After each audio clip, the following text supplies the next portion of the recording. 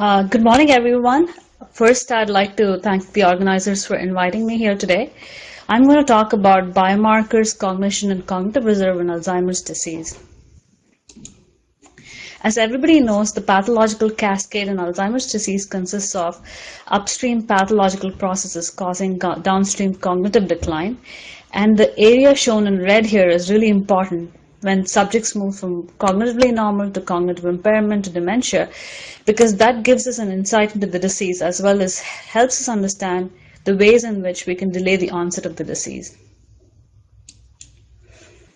So the prime area of my research has been to study the effect of protective mechanisms in Alzheimer's disease. So we know that pathology causes downstream cognitive decline, and the goal of my work has been how do protective mechanisms help delay the onset? Is it by directly improving someone's cognition? Is it directly by reducing the amount of pathology that is deposited in the brain? Or is it somehow interacting with pathology together to improve cognition in a person? The overview of my talk is as follows. First, we'll start with biomarkers of Alzheimer's disease. Next, we'll move on to pathological or biomarker cascade in Alzheimer's disease, where we study the relationship between biomarkers and cognition. And third, we'll talk about cognitive reserve or the protective mechanism and how does it influence the biomarker cascade and what we can do to slow down the progression of the disease.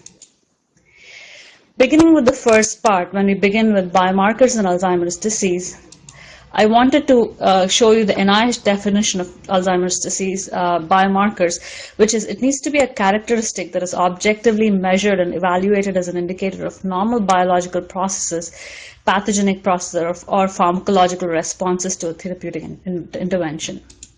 So for something to qualify as a biomarker for Alzheimer's disease, it needs to measure the underlying pathologies, as well as we need to use the existing technology in order to develop these biomarkers. The two pathologies that underlie Alzheimer's disease that need to be measured are amyloid plaques, shown by the neurotic plaque picture here, as well as neuronal injury. Neuronal injury consists of neurofibrillary tangles, shown in the picture here, as well as neurodegeneration, which is atrophying of the brain structures due to loss of neurons and synapses. The typical biomarkers in Alzheimer's disease that are considered for clinical trials and observational studies are two classes. First is amyloid plaques, PET scans with amyloid tracers, as well as CSF levels, CSF A-beta 1 to 42 levels are used to measure the degree of amyloid plaques in the brain. I'll show you a few examples of how the PET scans look. And then the second class of biomarkers are neuronal injury biomarkers, which are used to measure CSF total tau levels in the CSF, as well as FDG PET scans are used to measure neuronal injury, as well as structural MRI scans. So one thing to consider when you're using biomarkers in Alzheimer's disease is the fact that biomarkers are continuous, but we need cut points in the clinic for biomarker positivity so that we can apply them and use them to treat patients. So beginning with the first class of biomarkers, that is amyloid scans along the Alzheimer's disease spectrum. So as I said, amyloid PET tracers measure brain amyloid load by binding to the fibril A-beta. And the three common compounds that are currently used, the first one that was developed in 2004 was Pittsburgh compound B, or PIP scans. And the two recent ones, which are F18 based, are florbetapur and flutometamol scans. So for you to appreciate how PIP scans look, we tried to create a series of scans of subjects along this Alzheimer's disease spectrum. These are population-based individuals, so they're not demented. They're just normal or they have mild cognitive impairment. So as you can see, when you have a global PIP value of 1.2 or 1.35, you have absolutely not much in your cortex. So your gray matter is pretty much let me use an arrow here. The gray matter here is it does not have a lot of amyloid deposition. But once you move on to 1.6, what happens is you start seeing more gray matter amyloid uptake. So PIP uptake in the cortices, neocortex, and it gets more severe as you move to 1.9 to 2.5. So typically, when a patient comes in and you get a PIP scan, the scans look from 1.0 to about 3.0. If you're 1.5 or below, clinically, you're assumed to have very little or insignificant amount of amyloid deposition. But about 1.5, you're supposed to have, you would have significant amount of amyloid deposition.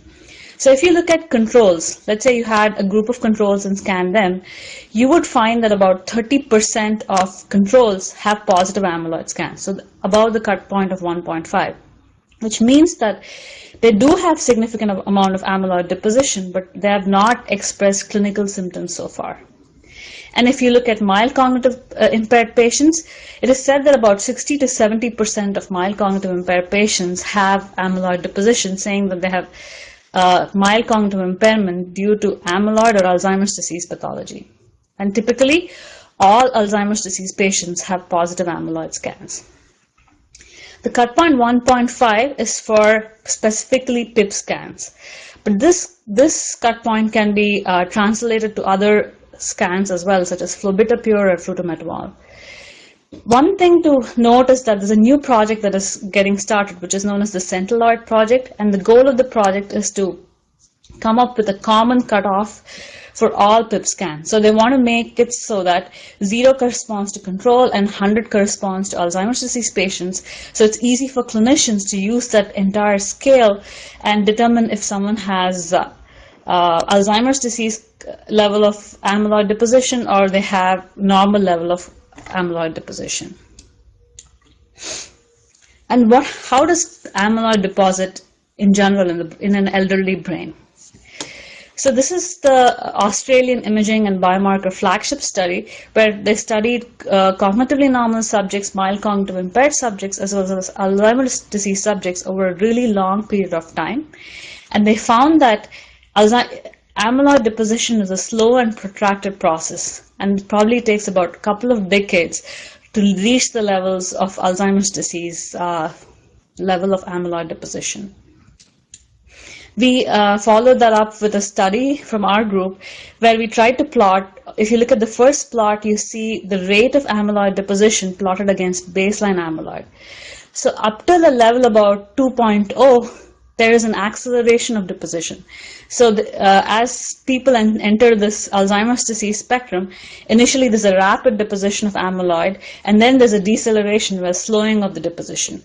So if you translate it to time on the x-axis and degree of amyloid deposition on the y-axis, you can really see that it's a sigmoid-shaped curve. So initially there's an acceleration of amyloid deposition, and then there is a slowing down and plateauing of the amyloid deposition in a brain. And what was interesting from the study was we were able to come up with the time period during which it happens. So there's a 15-year time interval on an average in people. So some people it might take 20 years, or some people it might take 10 years, depending on the genetics, but about 15 years of an average window, which is a large therapeutic window for secondary prevention trials. And it's really promising and in terms of employing prevention trials to delay the onset of disease.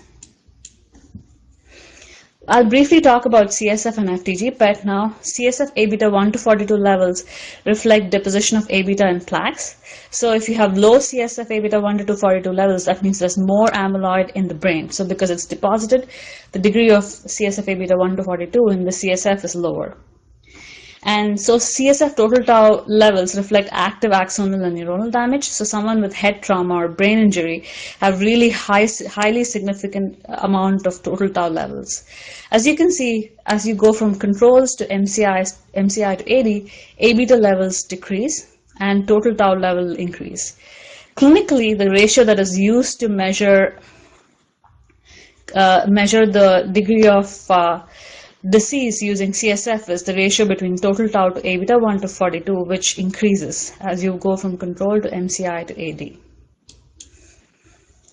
The cut points used in CSF biomarkers have been established using the ADNI data as well as ADNI, which is Alzheimer's Disease Neuroimaging Initiative. You'll hear from Dr. Mike Weiner later, and he's been heading the ADNI initiative, and it has provided us with valuable data to look at what happens with different biomarkers. So based on autopsy-confirmed data from University of Pennsylvania, the cut points that are clinically used right now are CSF A-beta 1 to 42 levels less than 192 indicate Alzheimer's disease pathology, as well as CSF total tau levels greater than 93. If you also have amyloid deposition, indicates Alzheimer's disease pathology. Looking at FTG PET scans, we've worked quite a bit on FTG PET, but I just present briefly one slide here on FTG PET. It basically measures glucose uptake, and as you can see, metabolic deficits in the parietal lobe shown here. Parietal lobe and a little bit of the occipital lobe shows tau-mediated neuronal injury and dysfunction in the FTG PET scans of Alzheimer's disease patients. Moving on to structural MRI, it measures neuronal injury, and it measures the neurodegeneration due to Alzheimer's disease starts in the hippocampus and spreads to the entire neocortex. So hippocampal structure is right here. And as you can see, controls have an intact hippocampal volume. But when you move to mild cognitive impairment, the hippocampal volume decreases and there's more fluid surrounding the medial temporal lobe. Soon as you move to Alzheimer's disease, you not only have significant hippocampal atrophy, but you also have ventricular atrophy as well as the entire neocortex shrinking and making the brain smaller and the degree of fluid increasing. Why is MRI important? MRI is important because it captures Braak stages really well.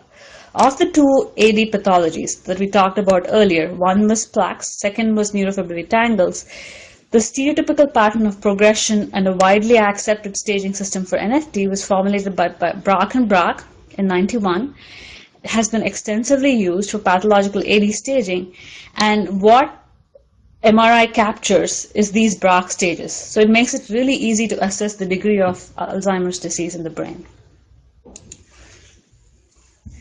So why is it important to capture Braak stages? In this study by Dr. Ingelsson, you see that A-beta, as we already saw earlier, is an early process. NFT is a later process, and this NFT deposition correlates strongly with the cognitive change. So the progression from prodromal Alzheimer's disease in controls to MCI to AD. And the advantage of MRI is that it strongly correlates with clinical symptoms as well as has low variability of MR signal due to high reproducibility. We have been working for the last couple of decades on extracting information from MRI scans. The most simplistic way has been visual assessment, where you look at a scan and say, hey, the medial temporal lobe is really atrophic or not atrophic, and give a scale of 1 to 5. The second common method that has been employed in the 90s has been looking at hippocampal volume and delineating the edges of the hippocampus and measuring the degree of hippocampal volume that exists in a person. Recently, in the last decade, there are more sophisticated methods that have been used to quantify voxel-based changes in Alzheimer's disease. The second one, which is the multi-voxel pattern recognition methods, which provide individual subject diagnosis, is what we've been focusing on. So the idea is when a new incoming patient comes into your clinic, you get an MRI scan and you get a single number, and you're able to diagnose that person as having Alzheimer's disease kind of atrophy or not. So the particular score that we've been working with is known as Structural Abnormality Index Score, or STAN scores. And here's a slide. Here's a study in which we tried to correlate it with Braak stages and found that STAN scores, which basically hones on the areas of the incoming MRI scan where there's significant amount of atrophy, and we found that this STAN score increases with Braak stage, and it has really good correlation, which makes it a very good biomarker to use. And STAN scores above 0 indicate that someone's brain is more Alzheimer's disease-like, and STAN scores below 0 indicate that the subject's brain is more control-like. The cut point here is 0. The other longitudinal MRI-based measures that are available for measuring change over time have two components. So you have two scans, and you need to determine how fast that person is progressing in terms of their disease progression. So there are two components of that. First is you need to register both the scans and you need to summarize the change. The most simplistic method that has been employed by the Alzheimer's disease community is boundary shift integral, where you register both the scans and try to get the degree of overall ventricular volume expansion or brain volume shrinkage. So as you can see, they're shown in green and red on in this first image.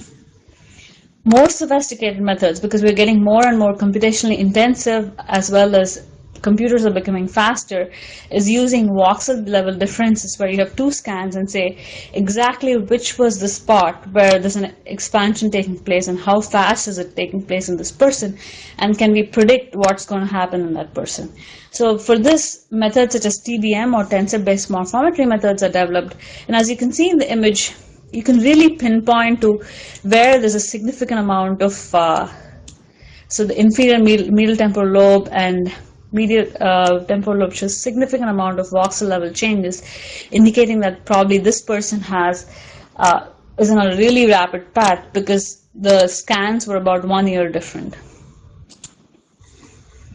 We conducted a study to just test the hypothesis where if particular biomarkers correlate with disease progression better than the others using ADNI data. So in the first column, you see annual change in cognitive scores, and in the rest of the columns, you see changes. First one is the annual change in ventricular volume based on MRI scans. Second one is annual change in CSF A beta 1 to 42 levels, and the third one is annual change in total tau levels. As you can see, in MCIs and Alzheimer's disease patients, both MMSE and CDR sum of boxes, which are global scores of cognition, correlate strongly with the ventricular volume change, indicating that probably MRI is a much better tracker of progression compared to CSF or other scans. So the take-home message from part 1 is, first, amyloid deposition. More than 30% of cognitively normal subjects have amyloid deposition. It's a really slow process over decades, about 15 years from the time when there is insignificant amount of deposition to this significant amount of deposition. Amyloid deposition does not correlate strongly with cognition. What correlates strongly with cognition is neuronal injury biomarkers, and they're excellent for disease tracking. Moving on to biomarker cascade.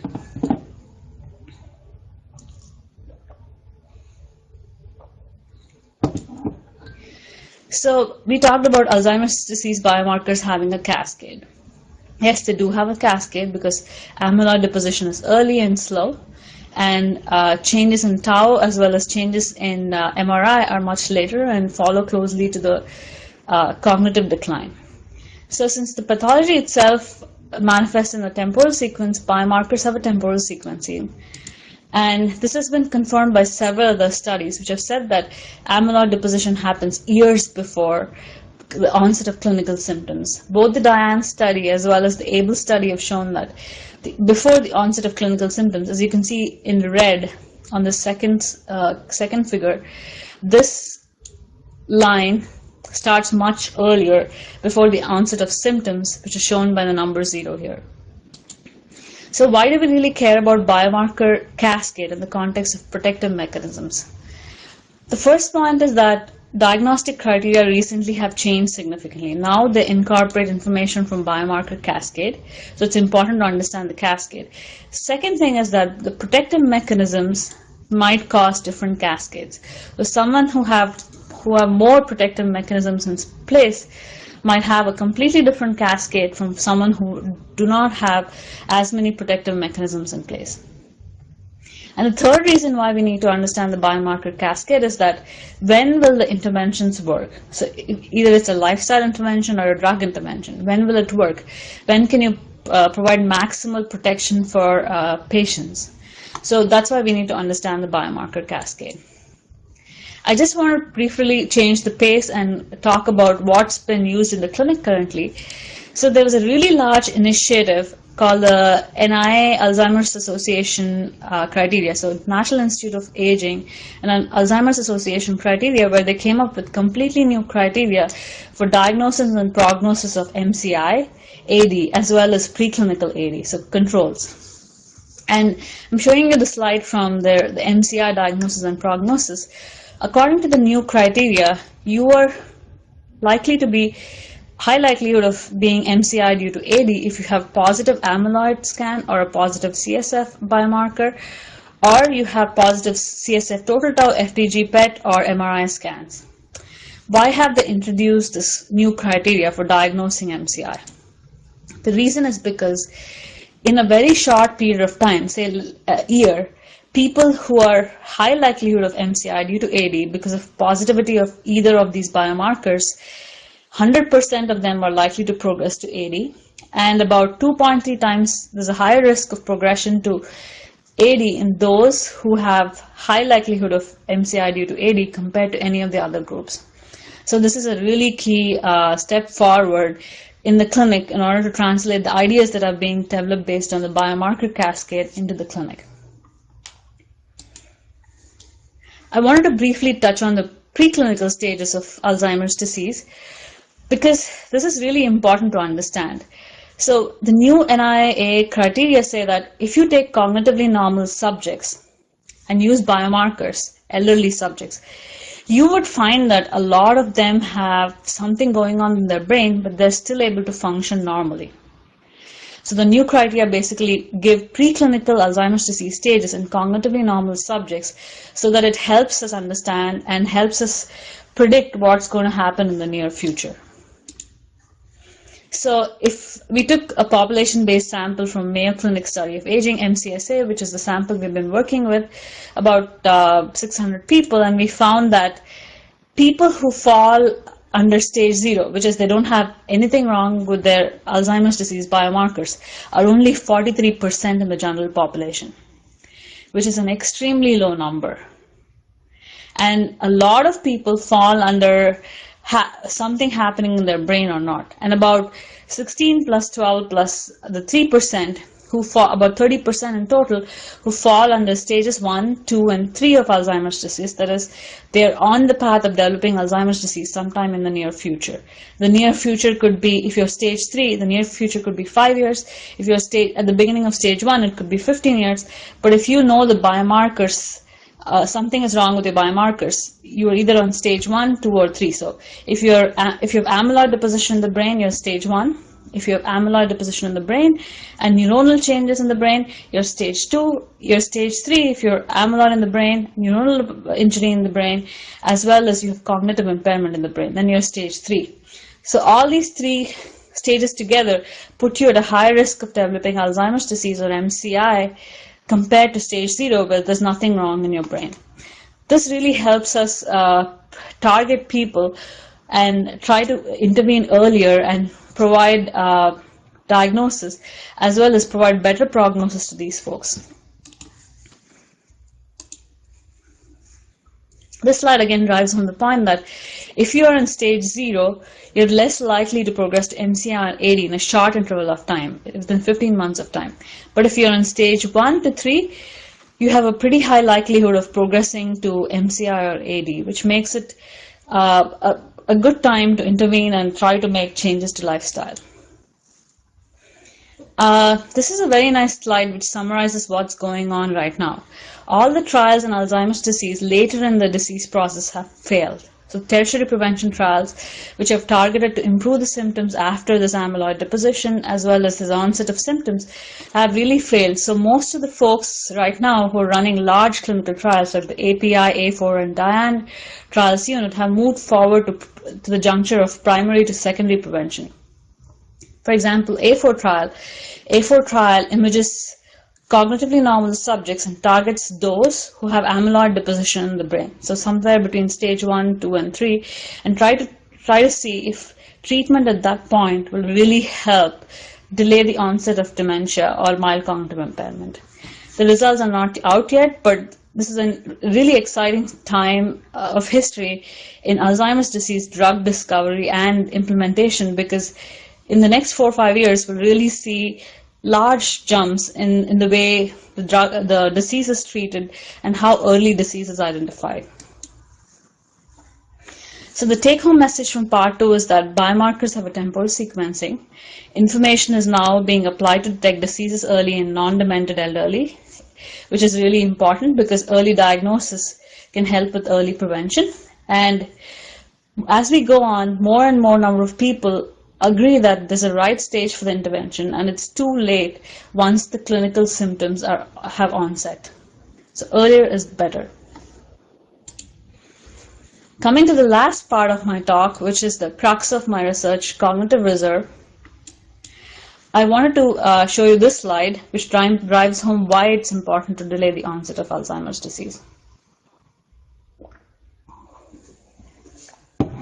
So Alzheimer's Association trajectory report came up with a trajectory of Alzheimer's disease subjects we are going to foresee in the next 35 years. So by about 2050, you would see 13.5 million people being diagnosed by Alzheimer's disease.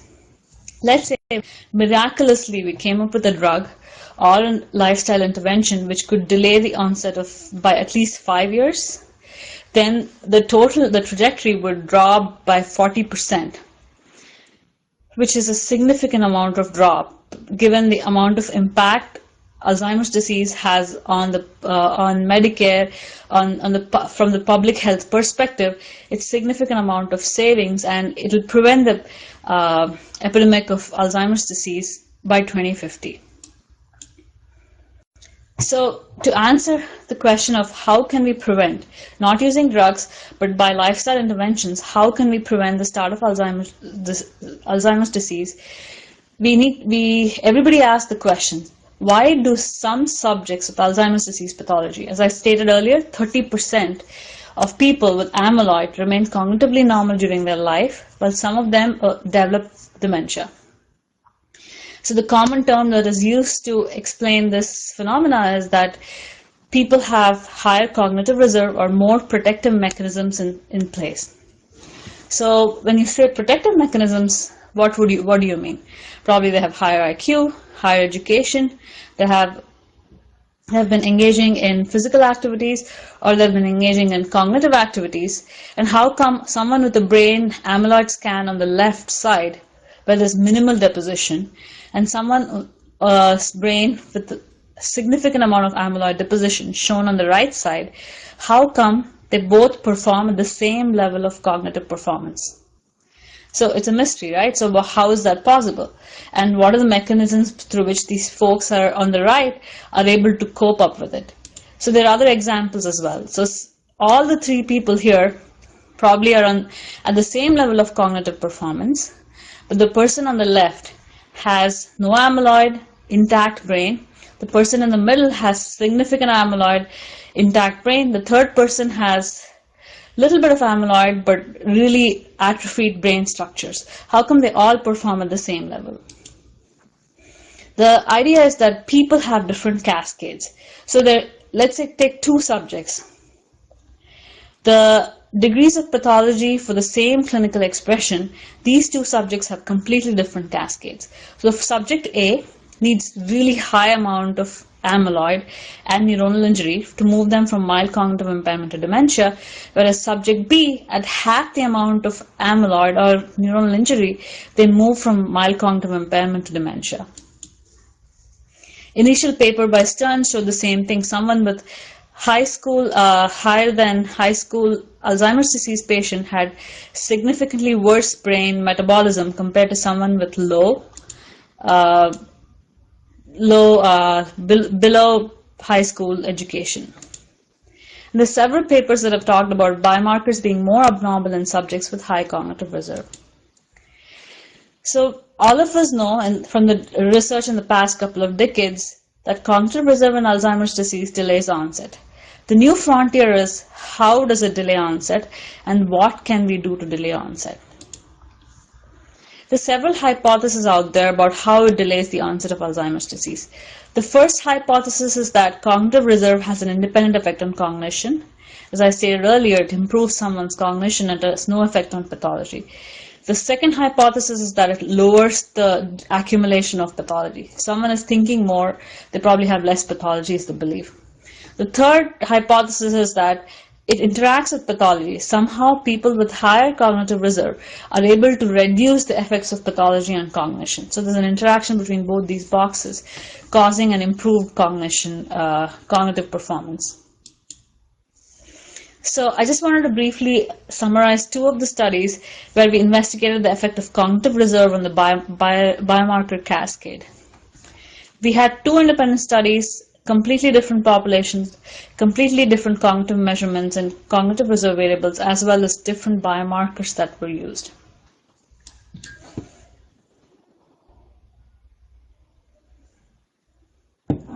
In study 1, we used data from ADNI, and we took everybody who had a CSF biomarker as well as MRI biomarker available. And we used a large number of cognitive outcomes to measure what was happening cognitively in these subjects. And we used number of errors on American National Adult Reading Test, or AMNART, as a measure of cognitive reserve. Typically, it's used as a measure of verbal IQ in a person. And what we found from the study were very interesting. One was we found no correlation between biomarker and cognitive reserve variable. So someone with higher verbal IQ don't necessarily have lower pathology in their brain. That's what we found. The second thing we found was there was no effect of cognitive reserve variable on the relationship between biomarker and cognition. What does that mean? Each one of these graphs show a biomarker on the x-axis and the cognitive outcome on the y-axis. As you can see, someone who's performing on an average is shown in blue, and if they have higher or lower cognitive reserve, the curve is just shifted up or down. But the overall effect, there's no interaction. So there's an independent effect of cognitive reserve variable on the relationships, but there's no interaction. To explain this in detail, I go to the second study where we looked at cognitively normal subjects and mild cognitive impaired subjects.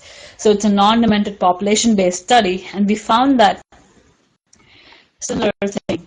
We used global Z-score as a cognitive reserve outcome, and what was interesting in this population was we recorded what their lifestyle was. So what their current lifestyle was, what their lifestyle was based on their education, job score, and we had a cognitive questionnaire. So where we asked what exactly they did. How many times a week did they read? How many times in the week did they play music? How many times in the week did they do social activities on an average over the last 12 months? And we also recorded physical activity lifestyle. So how strenuous work did they do? Did they work out every day? How many days of the week did they do medium amount of work? And so on. A really long questionnaire to record what exactly they were doing in their life. And we used two independent methods. First was we used simple correlations between biomarkers and lifestyle variables, where we found no relationship between the two. Second is that we used structural equation models or path analysis to evaluate the association between lifestyle activities, imaging biomarkers, and global cognition. So these are the results of the path analysis. The boxes shown on the left here are boxes that are cognitive reserve variables.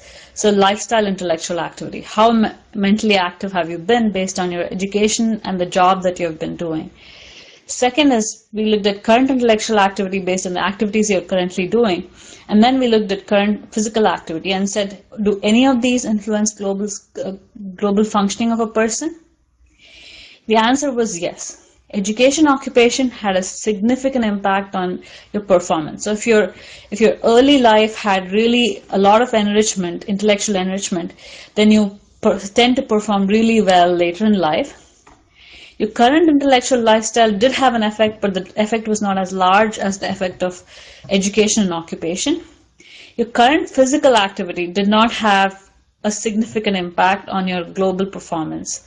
So this data kind of lends support to the fact that as education or intellectual enrichment is to the mind, physical activity to your heart. So Alzheimer's disease is a disease of the brain. So it was a little surprising, but not that surprising, that current physical activity did not improve global functioning. What was interesting was none of these gray lines that are shown here were significant. So right here, you can see that lifestyle intellectual activity did not influence the amyloid burden. So if you're more education and occupation, if you have a higher education and occupation, that does not necessarily mean that you have lesser amyloid burden in the brain. And so none of these gray lines were significant, but biomarkers by themselves were affecting global cognition, which is well understood because you have more amyloid deposition, you have lesser hippocampal volume, and you have less glucose uptake, then you have worse cognitive performance. So this is a model summarizing the lifestyle data where we talk about the biomarker cascade, right? So upstream biomarkers of Alzheimer's disease pathology cause downstream cognitive decline, but what lifestyle activity does is it moves the cognitive decline curve in terms of time closer or away to the biomarker curve. So if you have low lifestyle activity, then the time taken for you to reach a particular level of cognitive performance drops by lambda minus, or it increases by lambda plus. This was the major finding of this paper, but our next question was, how much is the time? How much is the time, and how much time can we buy by engaging in lifestyle activities? So just briefly summarizing the study, our study found that hypothesis 1 is true, where there's an independent effect on cognition. Our work, as well as the NUN study and the religious order study coming out of Rush Medical Center in Chicago, basically proved that hypothesis 1 is true. But there are some other studies which smaller amount of data which have found evidence for hypothesis 2 and 3 as well. Coming back a full circle, this is what we believe is happening with cognitive reserve. There's a red curve, there's a dotted black curve, both indicating amyloid deposition and MRI changes, but cognitive reserve determines when and how much time is there between the red curve and the blue curve, shown by this delta A beta minus delta MRI. So this distance is on an average, let's say, 5 years. Lower cognitive reserve might decrease the distance by 1 year to 1 year, or high cognitive reserve might increase the distance to 10 years. So our next question is, how many years? And what do we do to protect, and how many years can we delay the onset of cognitive impairment? For this, we have been studying about 2,000 non-demented subjects and who have completed intellectual lifestyle measures at baseline and underwent at least one clinical follow-up. So some of them had follow-up up to 7 years. So we've been tracking people from 2004 onwards and trying to see how their education, occupation, as well as mid-late life cognitive activities affect their cognitive trajectories. For this work, we decided that we will divide the intellectual lifestyle enrichment into two components. One is education and occupation, which is early life conditioning. Second is mid-late life cognitive activities, something that they do later in life that can impact their cognitive trajectories. And this is how the trajectories looked. First of all, we had to divide these by gender as well as ApoE status. So people who have ApoE4 carriers significantly decline faster than those who do not have E4. The second thing is that men appear to perform a little lower than women, significantly lower than women, stating that each of them have a different trajectories, and in order to determine what happens in a person, it's important to know their gender as well as E4 status. You'll appreciate that the top curve is in someone with high education and high occupation, as well as someone who's engaging in a lot of activities. So they're way better off than everybody else because they have significantly higher cognitive performance than the rest of the curves. The worst curve is the red curve, which is shown at the very bottom. These subjects are people with low education and occupation and have not engaged in a lot of a lot of cognitive activities. When I say a lot, what does it mean? A lot means at least 3 times a week they've read papers, newspapers, or on average they've done 3 or 4 activities such as read books, played music, engaged in conversation, social conversational events, and so on. So that is high cognitive activity in someone. So the red curve shows in people who have not engaged in a lot of activities and have not benefited from them. This is the real plot which drives home the point. So if you take someone from the general population who's 80-year-old, so I've only focused on E4 carriers, and you can see that the bottommost curve here, bottommost line here, indicates somewhat just to go back, the y-axis indicates the degree of education and occupation. So there's low education and occupation, medium education and occupation, and high education and occupation. So the curve shown here at the bottom is shown in red. Someone with low education and occupation who's 80-year-old may be developing mild cognitive impairment by the time they're 82. But if they engaged in higher intellectual activity, then they can delay their onset to about 5 years. So 2 years to their cognitive impairment, but engaging in high activities moves this curve further down, and you could probably not develop cognitive impairment until you're 85, which is a significant jump.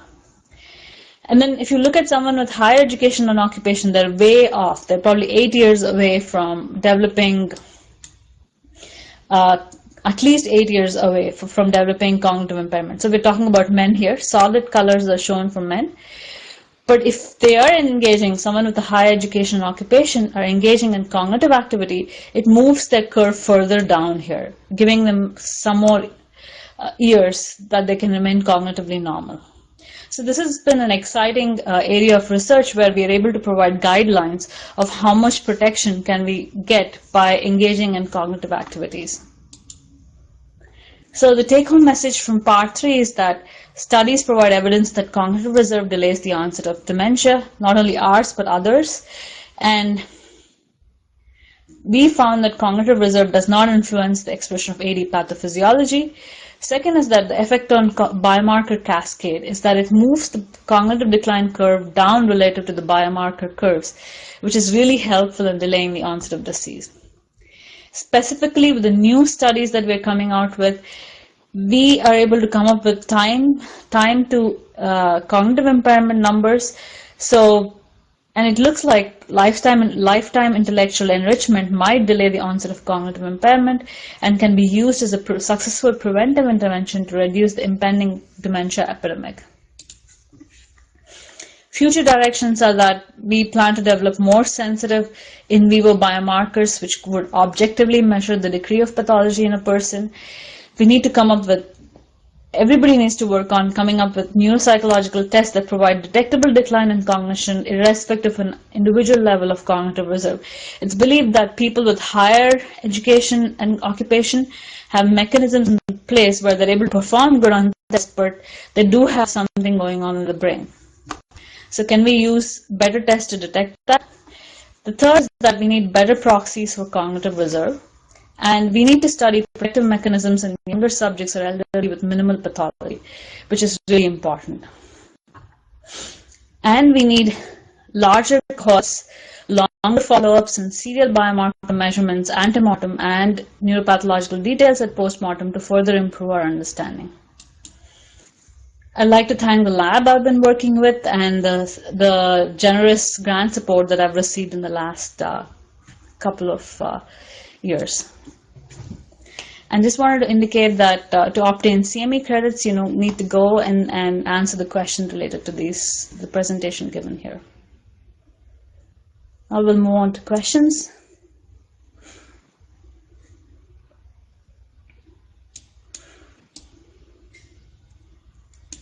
So the first question was, could the STAND score be used to evaluate from past studies like the study of retired runs to see if it explains? Actually, I cannot see the question clearly.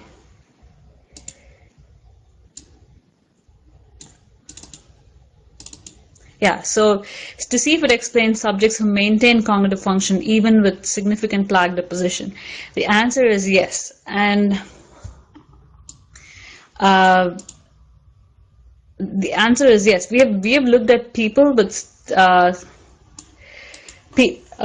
stand score in people who have Alzheimer's, have plaque deposition, but they didn't have significant amount of neurofibrillary tangles, and seen that stand scores are relatively closer to zero, midpoint between AD and controls, and there are more sophisticated methods that we've been working on where we can actually detect what happens in these people and probably do a better job at detecting amyloid versus NFT-related pathology earlier. So the second question was, are there any molecules to induce AD in mice? Yes, there are transgenic mice that have amyloid pathology that have been studied a lot. So there's a lot of research, animal research, mice research, that I've not been closely involved with, so I can't completely answer the question, but there are studies in transgenic mice where they induce and try to see if the drugs, the first level of trials, will work in mice or not.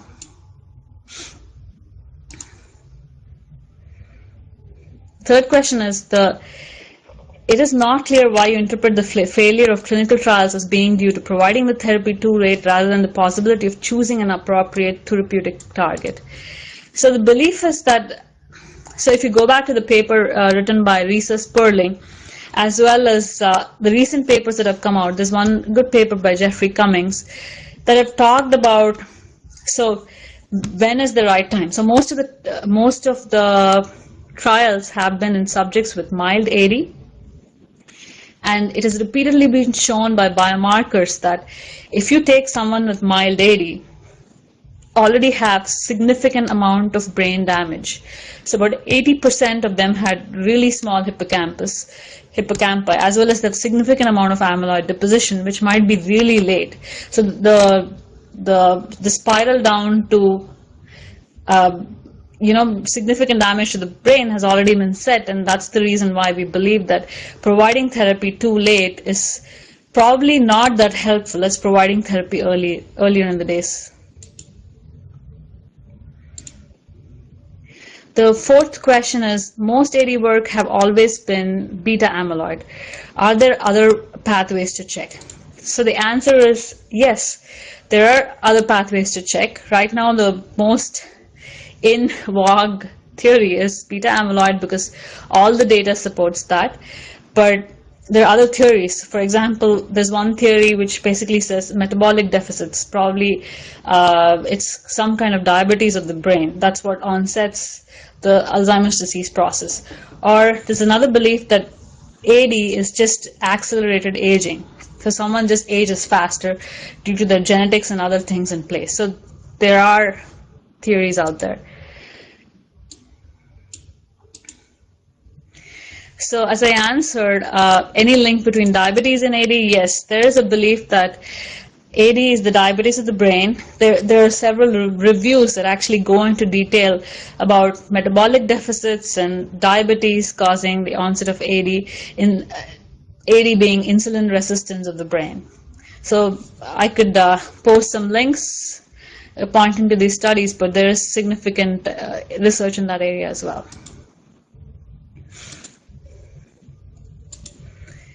The next question is that in your intellectual lifestyle activity correlation analysis, shouldn't lifetime physical activity be an important variable due to its effect on global inflammation biomarkers? That is true. That's what we actually expected to see.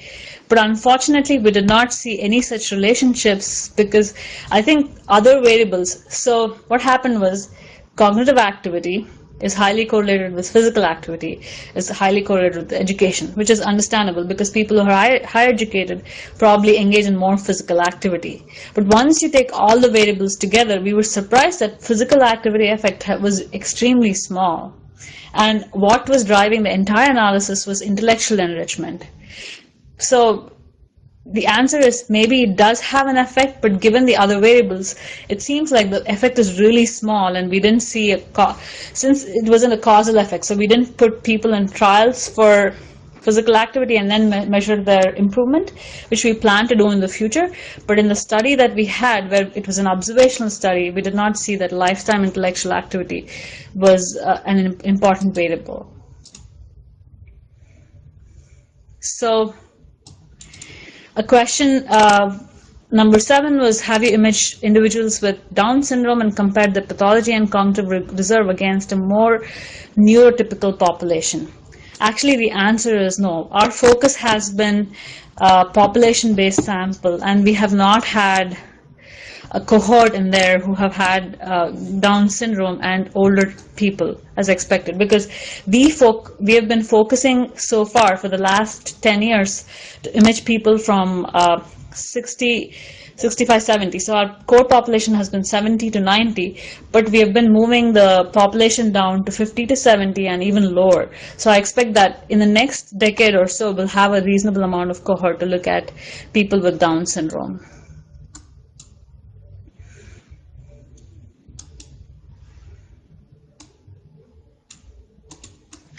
The next question was, it was a suggestion saying that their grandfather had dementia, and because they were active his whole life, that helped them a lot, and actually that's really good.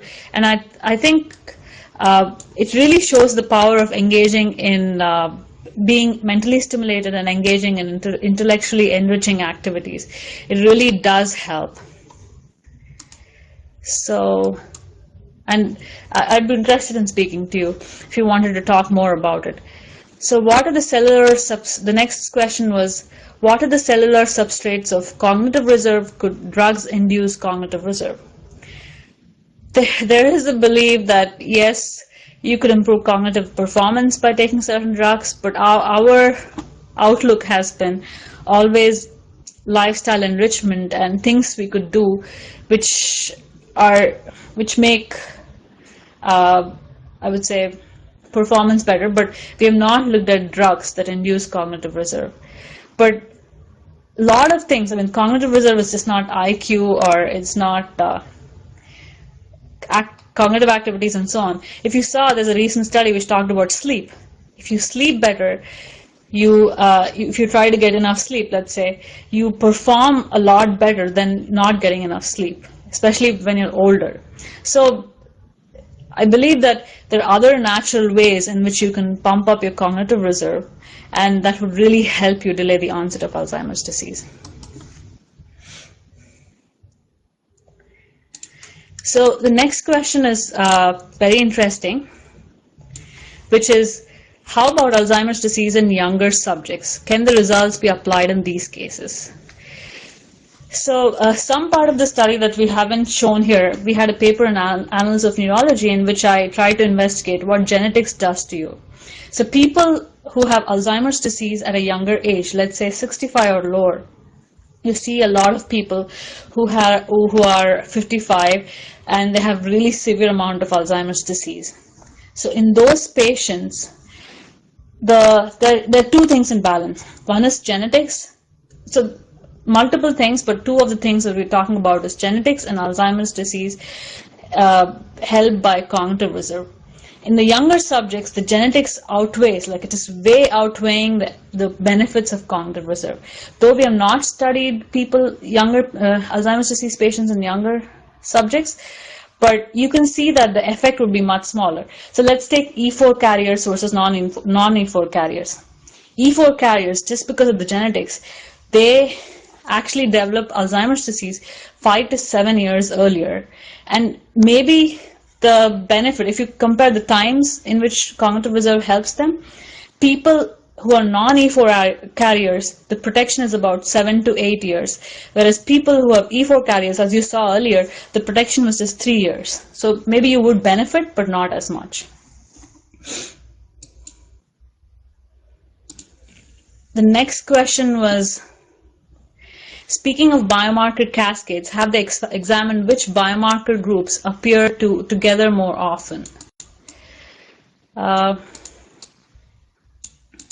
You mean to say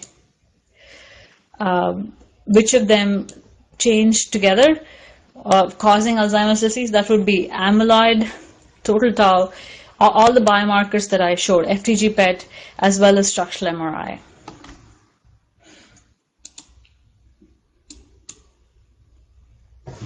Are there meals nutrients known to induce or prevent AD? Yes, actually there's a lot of research on Mediterranean diet being really good in preventing the onset of Alzheimer's disease and lowering the risk of developing mild cognitive impairment in the literature that you could look up.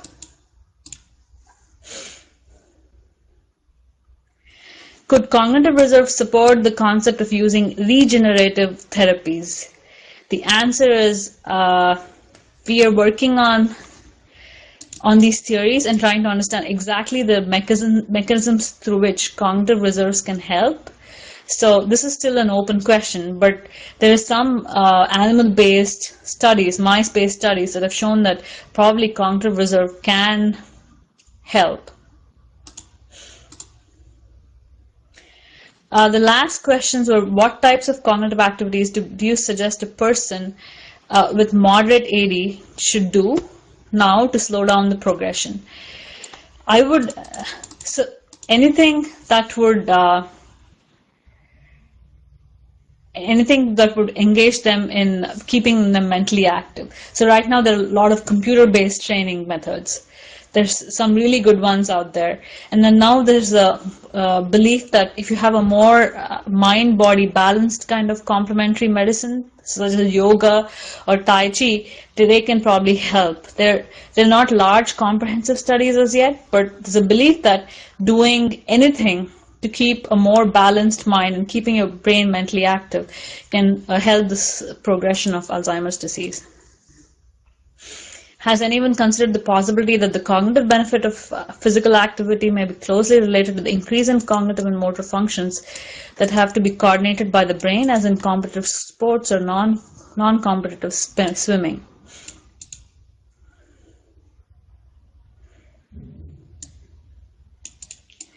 Not really closely, but there's Art Kramer from UIUC who's looked at physical activity helping the functioning of the brain. I think we need more clinical trials kind of things where we engage, let's say, 100 or 200 people and see the benefits before and after and see how better do they get, how better does their wiring of the brain get. Next question was, what is the role of herbal formulations in this disease? I am not an expert to answer this question, so I'm going to skip this. Any known correlation between specific professional career and incidence of AD? So this is a really interesting question, but we tried to, in the study that I did about occupation, right? So we tried to divide people between 1 to 6 and said that, hey, if you have really intensive careers, such as being a doctor or being a professional executive, and so on, you're really highly rated on the scale versus not being highly rated on the scale. And we saw that there is a significant correlation between someone's professional career, how much brain did they use versus the incidence of AD. In this scale, we actually did not take physical activity as much into account. So someone who's a manual laborer, we rated them low, and we just rated them on how much mental stimulation do they get during their job. And we found that there's a really strong correlation of how much mental stimulation you get through your professional career versus the incidence of AD.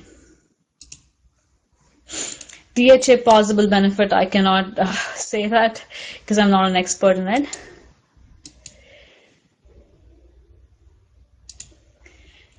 So I think I've answered all the questions. If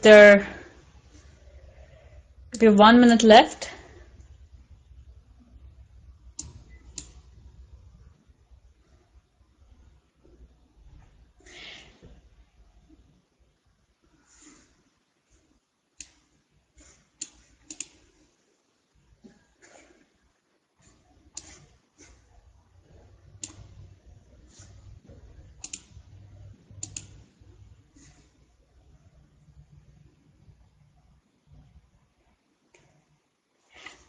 Thank you. If there are no more questions,